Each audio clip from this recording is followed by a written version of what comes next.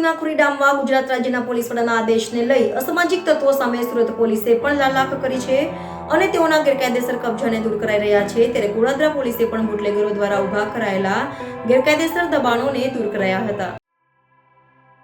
ગુજરાતભરમાં હાલ અસામાજિક તત્વો સામે પોલીસે લાલાક કરી છે। સુરત સહિત રાજ્યભરમાં અસામાજિક તત્વોએ શરૂ કરેલા આતંકને લઈ ગુજરાત રાજ્યના પોલીસ વડા ડીજીપી વિકાસ સહાયે સમગ્ર રાજ્યની પોલીસને 100 કલાકમાં અસામાજિક તત્વોની લિસ્ટ બનાવી કાર્યવાહી કરવા આદેશ આપ્યા હતા, જેને લઈ અસામાજિક તત્વો અને બુટલેગરોની ગેરકાયદેસર મિલકતો પર પોલીસ દ્વારા પાલિકા તંત્ર સામે ડિમોલેશનની કામગીરી કરાઈ રહી છે। ત્યારે સુરતના ગોળાદરા વિસ્તારમાં બુટલેગરો દ્વારા સરકારી જગ્યા ઉપર ઉભા કરાયેલા ગેરકાયદેસર પતરાના શેડને પોલીસે પાલિકાની ટીમને સાથે રાખી તોડી પાડ્યા હતા।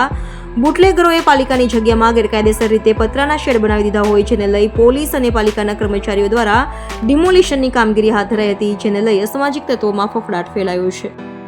સર, આજે ગોળાદરા ખાતે ડિમોલિશન કરવામાં આવ્યું છે, કઈ જગ્યાએ તેને કયા પ્રકારનું ડિમોલિશન થયું છે?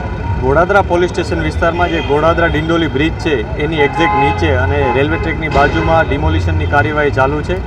આ જે જગ્યા છે આમાં કાચું બાંધકામ કરી અને કેટલાક ન્યુસન્સ લોકો બેસી રહેતા હતા। અગાઉ પણ પોલીસે અહીંયા અનેક રેડો કરી હતી, ત્યારબાદ અહીંયા રૂટીનમાં કોઈ બેસતું નહોતું, પરંતુ ઘણા સમય બાદ પોલીસને જાણવા મળ્યું હતું કે અમુક ન્યુસન્સ લોકો અહીંયા બેસી રહી અને લોકોને પરેશાન કરે છે, અંધારાનો લાભ લઈ મોબાઈલ છીનવવાની કોશિશ કરે છે।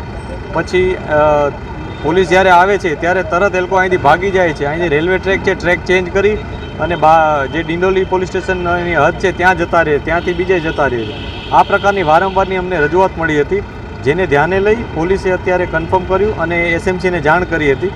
એસએમસીએ આ બાબત કન્ફર્મ કરી કે આ જગ્યા છે એ સરકારી છે અને એના ઉપર જે બાંધકામ છે એ ગેરકાયદેસર છે, જેને ધ્યાને લઈ અને અત્યારે એસએમસીની ટીમ હાજર છે। એને તોડી પાડવા માટે અત્યારે એ લોકોની કામગીરી ચાલુ છે।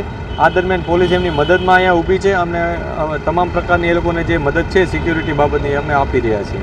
કેટલા ટાઈમથી કબજે કરી રાખેલા છે? આ કોઈ એક વ્યક્તિએ કે કોઈ એક ગ્રુપે કબજે કર્યો એ પ્રકારનું પોલીસને માહિતી નથી, પરંતુ જે ઘટના છે એમાં એવું હતું કે કાચું બાંધકામ પડી રહ્યું છે અને લોકો અહીંયા બેસી રહેતા હતા। ક્યારેક એક વ્યક્તિ અથવા અમુક લોકો બેસી રહેતા પછી બીજા બેસી રહેતા હતા।